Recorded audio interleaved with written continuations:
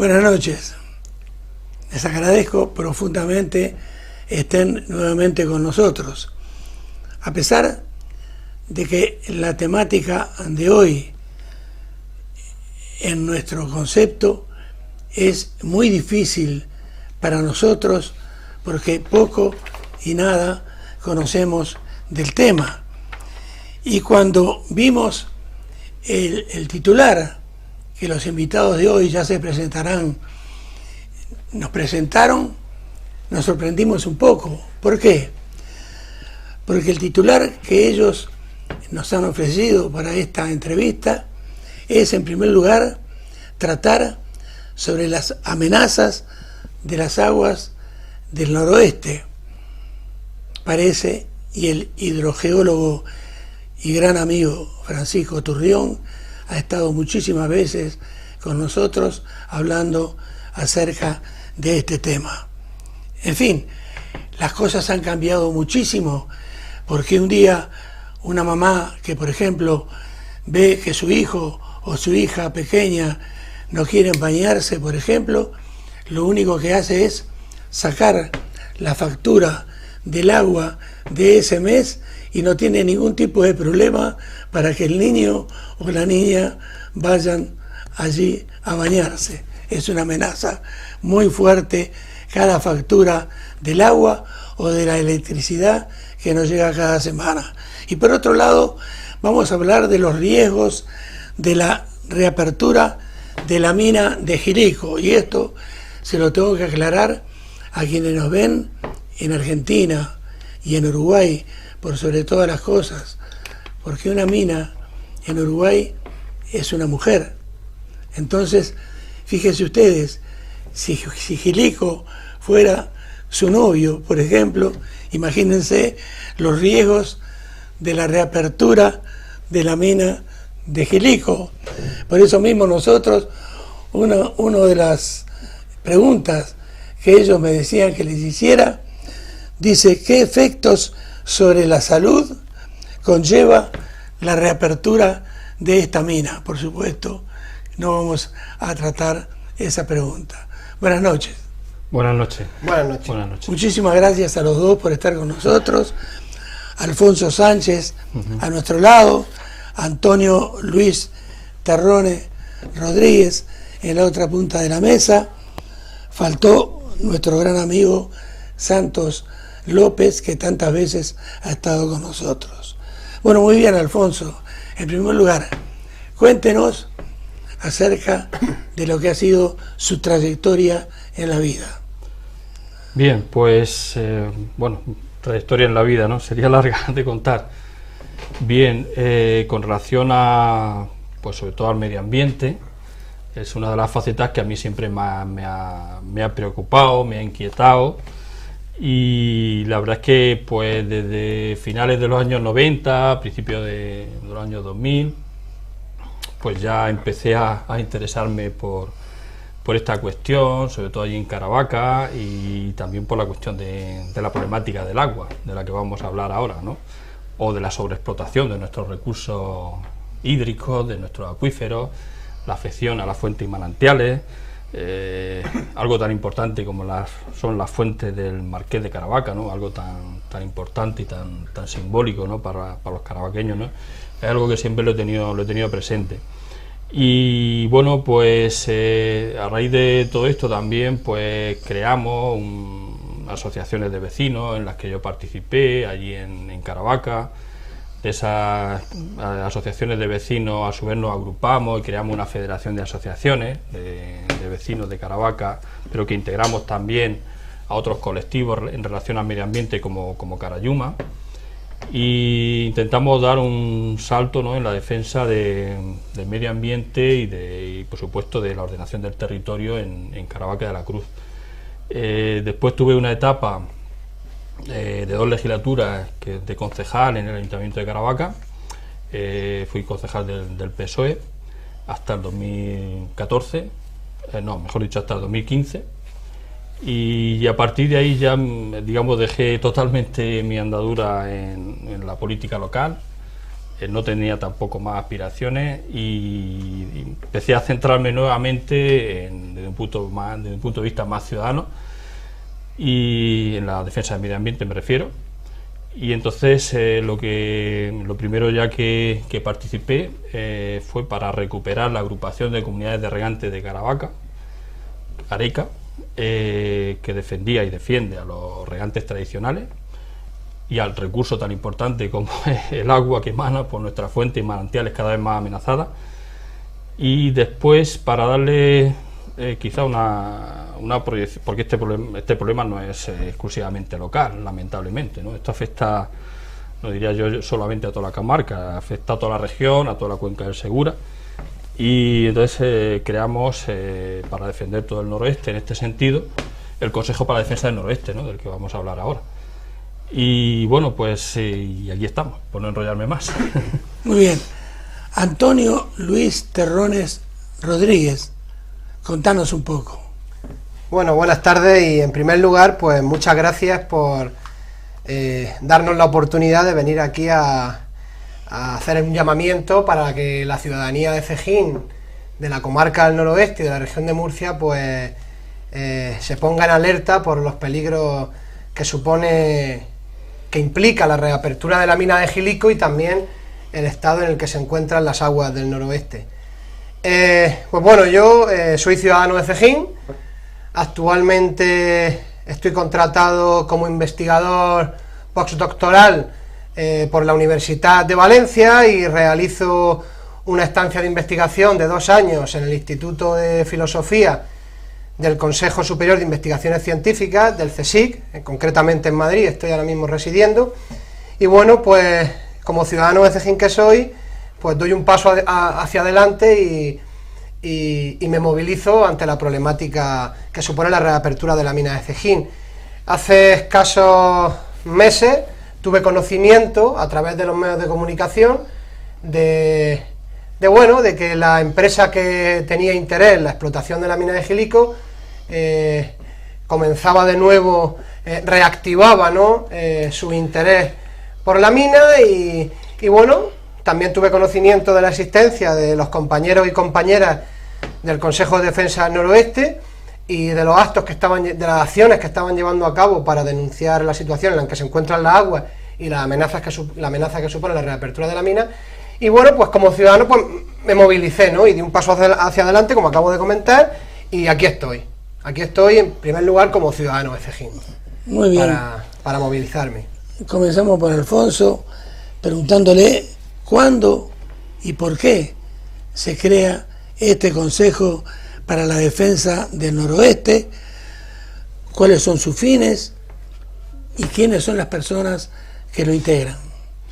Sí, pues el Consejo para la Defensa del Noroeste se crea, ya formalmente lo creamos en junio del 2018, aunque tuvimos muchas reuniones preparatorias a lo largo desde principios de año, desde el 2018.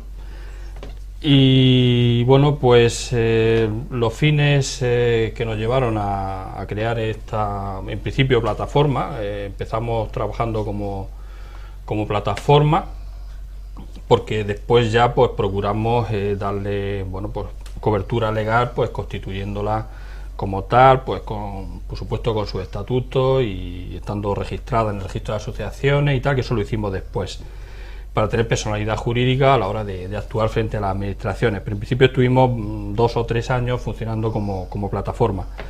Ya los fines concretos, ¿no?, que nosotros lo hemos plasmado en los estatutos, previo consenso de todos los miembros del Consejo. Por resumirlo así, sería que son fines fundamentales actuar frente al expolio, la sobreexplotación, la contaminación o toda práctica perniciosa contra el medio ambiente y el patrimonio público de todos los ciudadanos, así como la defensa de los derechos sociales y ambientales de los ciudadanos, por lo que ya desarrollamos unos fines concretos a partir de ahí. Concretamente, bueno, pues aquí cabe tanto y primordialmente, ¿no?, la defensa de nuestros recursos hídricos, de nuestras fuentes y manantiales, del medio ambiente, de la comarca, y dentro de eso, pues también, por supuesto, cualquier otra actividad que consideremos que es claramente perniciosa contra el medio ambiente y contra los ciudadanos o contra la salud de los ciudadanos, como puede ser la reapertura de la mina de Gilico de Cejín. Y también defendemos los derechos sociales y ambientales en general de los ciudadanos de la comarca.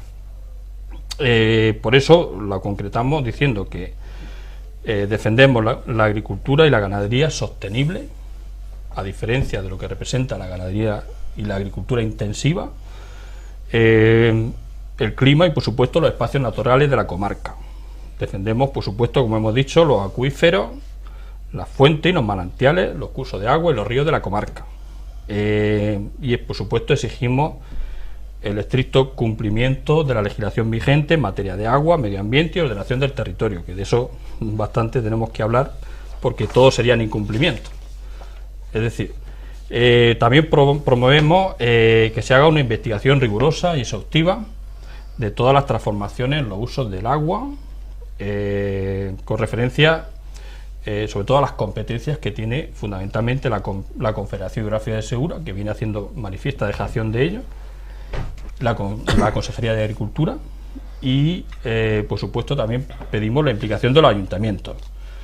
También defendemos la protección y la conservación del patrimonio cultural de la comarca, es decir, defendemos el aspecto medioambiental, pero nos parece también fundamental el cultural de la comarca. La defensa, por supuesto, de los recursos y los servicios públicos de la comarca. Con esto queremos decir que, y de hecho así también hemos intervenido, pues cuando hemos tenido noticias de determinadas carencias importantes en el área 4 de salud, es decir, en el Hospital Comarcal del Noroeste, y hemos salido también a defender, pues eso, ¿no? Mejores dotaciones de recursos en el hospital, de falta de personal, etcétera, ¿no? Que también lo hemos denunciado. Y bueno, y en general por la defensa del pleno ejercicio de los derechos sociales y ambientales de los ciudadanos, como hemos dicho, promover también iniciativas y alegaciones ante todas las administraciones correspondientes. Iniciativas me refiero en cuanto a promover determinadas normas que creamos necesarias, ordenanzas, etcétera, y cuáles otros fines que entendamos necesarios. Bueno, en el Consejo para la Defensa del Noroeste, pues hay el grupo más activo ahora mismo, que es el que está en el grupo fundamentalmente un grupo de WhatsApp que tenemos. Somos unas 45 personas, son las más, digamos, activas, las que participan, las que aportan, las que trabajan, ¿no? Luego tenemos unas 1.200 personas que nos siguen en Facebook y casi 300 personas que nos siguen en Twitter. Bueno, tenemos también Instagram, es decir, estamos en todas las redes sociales. Participan personas fundamentalmente de toda la comarca, de todos los municipios de la comarca. Eso, bueno, pues más o menos no tendría yo ahora un número por municipio, pero no creo que ahora mismo sea eso importante. Y también hay personas de fuera de la comarca que participan en el Consejo, que colaboran y tal. También queríamos decir que digamos que estamos en estrecha colaboración con otras plataformas de la región y en algunas de ellas integradas. Hemos participado en la ILP del Mar Menor, por supuesto lo hemos hecho muy activamente. Estamos dentro de la coordinadora Stock Ganadería Industrial y dentro concretamente de la coordinadora regional en contra del porcino intensivo. Colaboramos también con plataformas como Salvemos el Arabí de Yecla y comarca, con la plataforma Segura Transparente, sobre todo en defensa del río Segura y de las aguas de la cuenca de Segura. También colaboramos con Stop Cebadero Lorca y también con otra plataforma que hay que se llama Salvemos el Consejero de Lorca también. Todas ellas que luchan contra el porcino intensivo. También con las asociaciones que hay de las pedanías altas de Lorca, una de ellas que se llama Esteparia. Vamos también a entablar relaciones con ACUDE, con la Asociación de Custodia y Defensa del Territorio de Lorca. Estamos en estrecha colaboración también con Greenpeace, y ahora hablaremos de ello también en la campaña de control de nitratos. Por supuesto con Ecologistas en Acción y en general con todas las plataformas o asociaciones que nos piden ayuda. No sé si me he dejado algo, pero más o menos creo que podía... Muy bien, ni que lo hubiera pintado Picasso, lo ibas a decir mejor. Antonio, para ir salpicando un poco la cosa, y además, porque con mis escasos 83 años, algo he vivido en el mundo, no es que miré sin ver, sino que miré viendo acerca de lo que pasa, acerca de todo tipo de denuncia que se presenta en todos, absolutamente todos los ámbitos. Y nos decía él que en junio de 2018 fueron los primeros pininos, fue la primera denuncia que se presentó. ¿Qué pasó? Porque tanto en mi país, en Uruguay, en Argentina, Colombia, Ecuador, Venezuela, país que ustedes quieran nombrar, la justicia verdaderamente, como decía Cantinflas, es ciega. Sí. ¿Qué pasó con esa denuncia?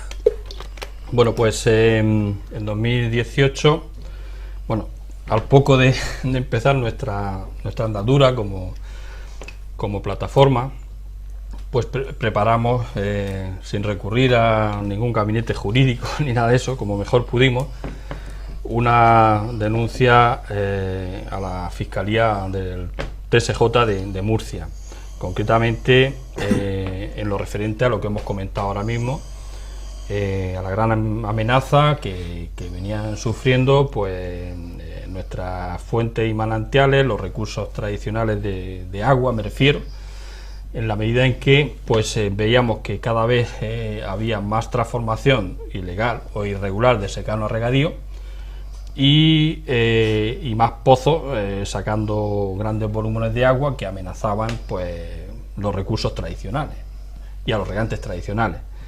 En vista de que tras varias denuncias presentadas directamente ante la Confederación o ante el Ayuntamiento de Caravaca y también ante, por supuesto, la guardería fluvial, los guardarríos, más comúnmente conocidos, y que pese a todo ello cada vez había más transformación de secano a regadío, o en cualquier caso de regadío, bueno, cuando hablamos de secano a regadío siempre a regadío intensivo, porque esto también habría que matizarlo.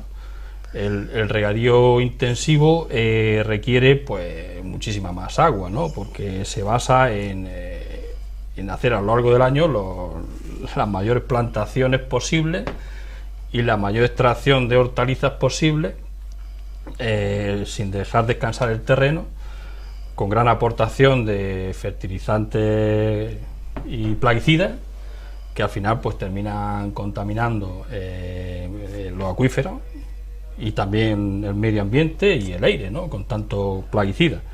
Bueno, ante este proceso imparable, pues decidimos preparar con la máxima documentación posible, pues esta denuncia a la Fiscalía.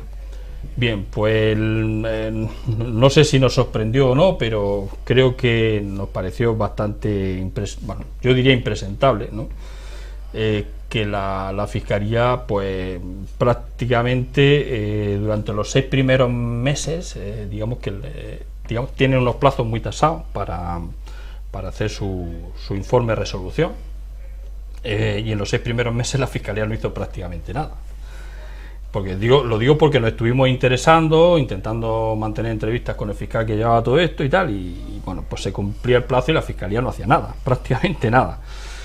Y por eso tuvimos que reiterar nuevos escritos, ¿no? Pidiendo que bueno, pues que se actuara o que se ampliara el plazo para esto. Bueno, en resumen, después de todo este proceso, el fiscal al final entiende que no había materia ni penal, por supuesto, ¿no? Que es la que le compete a ellos, y que en todo caso no había pues una afección grave al medio ambiente de la comarca en relación a los recursos hídricos, y tampoco entendía que se hubiera producido ningún tipo de prevaricación por parte de la administración competente, en este caso la Confederación Hidrográfica Segura, vamos a decir, por dejación de sus funciones o por no hacer cumplir la ley en materia de agua, qué es lo que realmente estaba sucediendo. De lo poco que nos sirvió esa denuncia fue pues el extenso informe que nos mandó el fiscal, que nos aportó bastante información y que queríamos reproducir aquí lo más importante. Perfecto. Concretamente en lo que se refiere a Caravaca de la Cruz, al término de Caravaca, dice el fiscal, a través de la información que le solicita a la Confederación Hidrográfica del Segura, que solamente entre los años 2014 y 2018, o sea, en un periodo de 4 años, se habían abierto 71 expedientes sancionadores, en materia de agua, me refiero, es decir, sancionadores en materia de agua, ¿por qué? Pues porque se esté regando en zonas que no eran de regadío, que eran de secano, que no tenían derecho para ello, por parte de la Confederación, o que se estaban utilizando recursos para los que tampoco se tenía derecho, o pozos concretamente. Bueno, pues de esos 71 expedientes que hemos dicho, afectaban a una superficie aproximada de unas 332 hectáreas, transformadas de secano a regadío ilegal o irregularmente, solamente en el término de Caravaca. Y ahí se citan parajes o fincas como pues Loma Bandera, Roblecillo, Oica de Arriba, en fin, zonas de Caravaca que no sé si todos los ciudadanos de Cejín pueden conocer. Bien, ¿qué es lo lamentable de todo esto? Pues que a pesar de que esta superficie que le transmite la Confederación al fiscal es bastante inferior a la que teníamos conocimiento e incluso a la que ya habíamos denunciado la propia Confederación, es decir, podía ser ni siquiera la mitad de lo que nosotros habíamos denunciado a la Confederación, pues a día de hoy esas hectáreas ilegales siguen regándose. Es decir, ya no hubiéramos conformado nosotros con que, aunque fuera una pequeña parte de lo transformado ilegalmente, al menos hubiera actuado la Confederación, hubiera clausurado esos regadíos y hubiera cundido un poco el ejemplo. Pero como nosotros le manifestábamos al fiscal, y se lo manifestábamos textualmente, le decíamos en la primera denuncia que nosotros presentamos, en el punto 9 de esa denuncia, le decíamos que los infractores saben perfectamente que es muy improbable, esto se lo decíamos textualmente, que las eventuales medidas que adopte la Administración, en este caso la Confederación Hidrográfica del Segura, puedan llegar a ser gravosas para ellos, para los empresarios que llevan a cabo estas irregularidades. De manera que lo normal es que o no se impongan decididamente esas medidas recogidas en la Ley de Aguas, o resulten ineficaces para que tengan que dejar estos empresarios de regar donde nunca debieron de regar. Eso es lo que le manifestamos al fiscal. Y esta cuestión, la verdad es que nosotros tenemos que denunciarla reiteradamente. La inacción de la Confederación, por supuesto de la Confederación Hidrográfica del Segura, que es la que tiene la competencia en materia de agua, la inacción de los ayuntamientos, por supuesto, que también tienen competencia tanto en cuanto en todas estas fincas se llevan a cabo toda una serie de obras para transformar estos secanos a regadíos sujetas a licencia, y tampoco actúan los ayuntamientos, y que la Fiscalía, es decir, la justicia, entienda que todo esto se reduce a una serie de irregularidades administrativas, pero que no encuentran que esto sea ningún tipo de materia penal, a menos que se produjera un colapso medioambiental, es decir, un auténtico desastre, y a partir de ahí tuvieran que entender que sí que hay materia penal. Es decir, parece ser que para que la justicia actúe tendríamos que llegar al mismo desastre del que estamos cerca, en la laguna del Mar Menor, como para que aquí en el noroeste algún fiscal entienda que debe de investigar. Esa es la situación en la que nos encontramos con relación a esa denuncia. Bueno, pues esta denuncia quedó archivada y lamentablemente pues tenemos que seguir luchando y pataleando. Bueno, no quiero extenderme más porque a lo mejor voy a consumir excesivo tiempo, pero Ese sería un poco el resumen de esta denuncia. Alfonso, aquí entra en juego, en mi concepto, la palabra utopía. Por lo general, no solo hablo acerca de lo que yo estuve toda mi vida viviendo, que es el fútbol, no solo en el fútbol, y eso que es un deporte, la gente va a los clubes no a servir, van a servirse. La prueba está a lo largo y ancho de Europa, de América, la cantidad de dirigentes deportivos, presidentes que han estado presos justamente por servirse y no servir a un club que ellos juran que aman y que van a hacer todo por ese club, y es todo una gran mentira.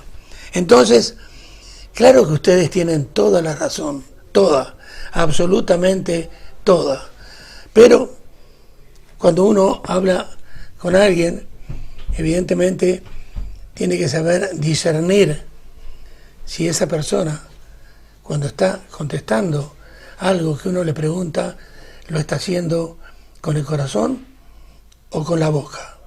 Ahora bien, háblame de los ayuntamientos. ¿Qué pasa con los ayuntamientos? ¿Apoyan en algo? Sí, eso es lo que a renglón seguido, ¿no?, de lo que hemos comentado.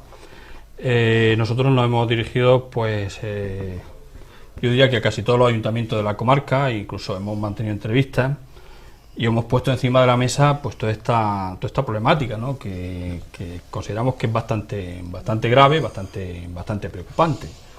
Decimos que es bastante grave en tanto en cuanto, pues, afecta al recurso más básico que podamos tener, como es el agua. El agua que emana de nuestros manantiales y que tenemos en nuestros acuíferos, y tanto en cantidad como en calidad. Es decir, también se está contaminando el agua, que de eso vamos a hablar también. Y se está contaminando a pasos agigantados. Entonces, a los ayuntamientos de la comarca nosotros le hemos hecho propuestas concretas para empezar a atajar todo esto. ¿Como cuáles? La primera es su implicación en lo que se refiere, lo que todo afecta al urbanismo local. El urbanismo local es competencia de los ayuntamientos, ¿no?, los planes generales de ordenación urbanística, y que pueden establecer vía ordenanzas o de la forma que proceda limitaciones a los usos intensivos del suelo, a los cultivos intensivos, tanto agrícolas como ganaderos, que lo recojan claramente en sus planes generales y que también lo hagan cumplir, claro, pues si no sería papel mojado hablando de agua. También que intervengan en una competencia clara que tienen, que son las obras y licencias. Es decir, todo lo que se mueve en un municipio, me refiero, obra, por pequeña que sea, está sujeta a licencia. Y el ayuntamiento tiene la obligación de controlarla. De controlar si la tiene, o si la tiene, que se ajuste al contenido de la misma, lo que está haciendo el infractor en este caso. Por tanto, las grandes transformaciones de secano a regadío o a cultivos intensivos comportan importantes obras. Si los ayuntamientos las controlan, tienen la llave, de alguna manera, aunque no tengan la competencia de agua. Y eso no lo están haciendo la mayoría de los ayuntamientos, eso lo hemos denunciado por activa y por pasiva. Y que actúen conjuntamente. Por eso le hemos pedido que se cree la Mesa Comarcal del Agua, Agricultura y Medio Ambiente, donde estén representados todos los ayuntamientos de la comarca para actuar al unísono, porque no es un problema específico de un ayuntamiento, y que también estén ahí representados los colectivos que están defendiendo el medio ambiente y las organizaciones agrarias. Pues esto no hay manera de conseguir que se pongan de acuerdo y que lo hagan. Eso sería una de las cuestiones que le seguimos reivindicando y demandando al ayuntamiento. Es decir, todo esto no estaría pasando en buena o en gran medida si los ayuntamientos se unen, se implican y están del lado de los ciudadanos. Eso lo queremos decir alto y claro. Y esto es lo que le pedimos al ayuntamiento. Alfonso, todo es según el color con que uno esté mirando las cosas que pasan alrededor. Yo leía por acá que ustedes están hace 2 años participando en la red ciudadana de vigilancia de contaminación de nitratos que patrocina y coordina Greenpeace. Sí. Contanos algo. Sí. Pues el año pasado la ONG Greenpeace se puso en contacto con algunas de las plataformas que he comentado antes para, digamos que en todas las regiones, todas las comunidades autónomas, en este caso la nuestra, pues lleváramos a cabo una campaña de vigilancia y de medición de nitratos que tiene la obligación la administración de hacerla, ojo, pero que digamos que sirvamos de ayuda para, digamos, muestrear muchos más puntos y hacer un seguimiento mucho más estricto de la evolución de la contaminación por nitratos, concretamente en nuestra región y concretamente en nuestra comarca. Y quería aquí mostrar, ¿no? Este es el aparato medidor de nitratos que nos dejó Greenpeace, que todo lo que tiene de pequeño lo tiene de caro, por eso pues digamos que no nos hemos permitido comprarnos uno similar. Pues, y con este aparatito hemos ido, pues, al igual que el año pasado, pues en total a unos 28 puntos, que pueden ser fuentes manantiales, en ríos, acequias de la comarca. Y tenemos que decir, por decirlo así en resumen, que ya el año pasado detectamos que había un número importante de fuentes que rebasaban el límite de contaminación de nitrato, y cuando decimos contaminación de nitrato nos estamos refiriendo a un contaminante que tiene un origen fundamentalmente derivado de la agricultura y la ganadería intensiva. Es decir, entonces, como consecuencia del aumento de la agricultura y la ganadería intensiva, en la misma medida estamos detectando un auténtico aumento de contaminación de nitratos. El año pasado estaban contaminadas, de las fuentes que fuimos, unas 6 fuentes, 5 en Caravaca y otra en Bullas. Estaba contaminado también por nitratos el río Argos y el río Quípar, en diversos puntos que estuvimos, tanto en Caravaca como en la zona de Cejín. Este año, ¿qué hemos encontrado? Que de los 28 puntos muestreados, empeoran 24 de ellos, un 86%. Este año el 86% de los puntos muestreados respecto al año pasado empeora, es decir, tienen más contenido en nitrato o concentración de nitrato.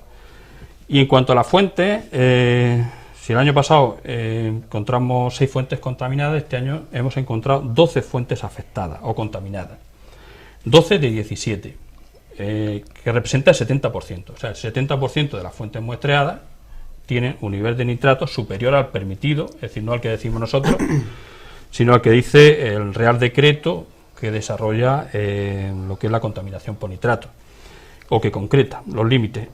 Solamente quería hacer una matización. ¿Cuál es el límite? El límite el año pasado era 50 miligramos por litro de nitrato, y este año lo han bajado a 37,5 para las aguas subterráneas. Bueno, podemos citar algunas fuentes. La fuente de Navares, la fuente de Pinilla, la fuente de las Tosquillas, que es una de las más caudalosas, que está junto a Barranda, la fuente de Guarinos, que también está en Barranda, la fuente de Caneja, la fuente de Singla, la fuente del Piojo, del Cortijo Moya, que es de la Encarnación, la fuente de Los Rollos, también otra pedanía de Caravaca, y la fuente del Cabezo del Madroñal, que es de Bullas. Decir que la fuente de Cabezo del Madroñal es la de mayor contenido de nitrato de todas, incluso por encima de las zonas más contaminadas del campo de Cartagena. También hay otro punto que está también muy contaminado en Bullas, que no me acuerdo ahora su nombre. Y con esto, ¿qué queremos decir? Que las zonas más contaminadas están, zonas, fuentes o cursos de agua, están entre Caravaca, Cejín y Bullas. Y también hemos remarcado que el agua potable de las pedanías, que procede también de pozo, de aguas subterráneas, en este caso, no se ha pasado del límite, pero sí que ha empeorado. Ha empeorado claramente, aún sin pasarse del límite, y eso queremos también llamar bastante la atención, sobre todo a los ayuntamientos, concretamente de Caravaca. Bien, eso sería así en síntesis. Esto lo hemos transmitido a través de un informe todos estos datos pues a los organismos que tienen competencia, a los ayuntamientos, al de Caravaca, al de Cejilla y al de Bullas, y también a la Confederación Geográfica de Segura y a la Secretaría de Estado de Medio Ambiente. O sea, más o menos así en resumen es lo que hemos hecho, y por supuesto creemos que con esto lo que hacemos es colaborar con los, o intentamos colaborar con los ayuntamientos para que tomen buenas muestras de la clara evolución al alza de contaminación de nitratos y empiecen a tomar medidas ya. ¿Qué más tiene que pasar para que los ayuntamientos empiecen a actuar? Última pregunta de esta primera parte de la entrevista. En algún momento en la segunda, cuando estemos hablando con Antonio, también intervendrás.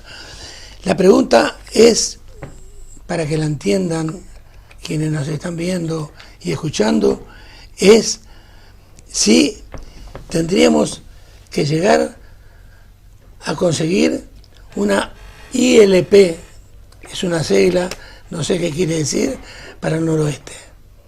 Sí, bien, la ILP era la Iniciativa Legislativa Popular, que se puso en marcha por cualquier causa. En este caso, para la defensa y protección del mar menor. De hecho, felizmente esta iniciativa llegó al Congreso de los Diputados y ha sido respaldada por el máximo órgano, que es el Congreso de los Diputados, que ya para que tenga ya rango de ley. Con esta iniciativa legislativa lo que se pretendía y se pretende es darle personalidad jurídica, en este caso al entorno de la laguna salada del Mar Menor, de tal manera que tengan la máxima protección posible de todas las habidas y por haber, para garantizar su efectiva protección, es decir, que tenga la personalidad jurídica que pueda tener incluso cualquier ser humano, aunque sea un espacio natural, a efectos jurídicos. Y eso es lo que nosotros entendemos que, en vista de que todas las normas habidas y por haber, tanto a nivel local, autonómico o estatal, no se están cumpliendo, pero no se están cumpliendo y no se estaban cumpliendo en el entorno de la laguna salada del Mar Menor. El entorno de la laguna salada del Mar Menor tenía toda la figura de protección habida y por haber, y pese a ello pues ha llegado al colapso medioambiental, a la sopa verde, a la gran mortalidad de peces, etcétera, etcétera, como consecuencia de la tremenda aportación entre otros, de contaminantes como pueden ser los nitratos derivados de la agricultura y la ganadería. Eso es lo que no queremos que suceda en el noroeste, y de hecho ya está sucediendo. No queremos, lo hemos dicho muchísimas veces, que todo lo que ha representado la destrucción del Mar Menor y su entorno se venga aquí al noroeste, como de hecho se está viniendo. Por eso pensamos que, primero, apelamos, como hemos dicho antes, a la implicación de todos los ayuntamientos de la comarca, real y efectiva, porque de hecho tienen las normas, los medios para ello. Tienen las normas, tienen los medios, los ayuntamientos tienen sus equipos jurídicos, tienen sus oficinas técnicas, tienen sus técnicos municipales para actuar. Y creemos que si todo eso no es suficiente, pues demandamos que también seamos capaces de recabar pues esas 500.000 firmas para conseguir una iniciativa legislativa popular para defender el noroeste de la región de Murcia y dotarlo de personalidad jurídica para que tenga mayor rango de protección, para que quede en manos de un consejo rector en el que estarían representados no solamente los políticos, sino un peso importante tendría la ciudadanía en la toma de decisiones, y se defienda efectivamente. Y por eso, no sé si, Antonio, que está aquí, seríamos capaces de poner en marcha esa iniciativa legislativa para el noroeste, que defendamos esta comarca, esta bonita comarca, en la que todavía, aunque amenazadas, nos quedan fuentes y manantiales, a diferencia del resto de la región. Muy bien, muchísimas gracias. Ya seguiremos conversando, y a ustedes les decimos que apenas unos segundos y seguimos conversando sobre este tan interesante tema.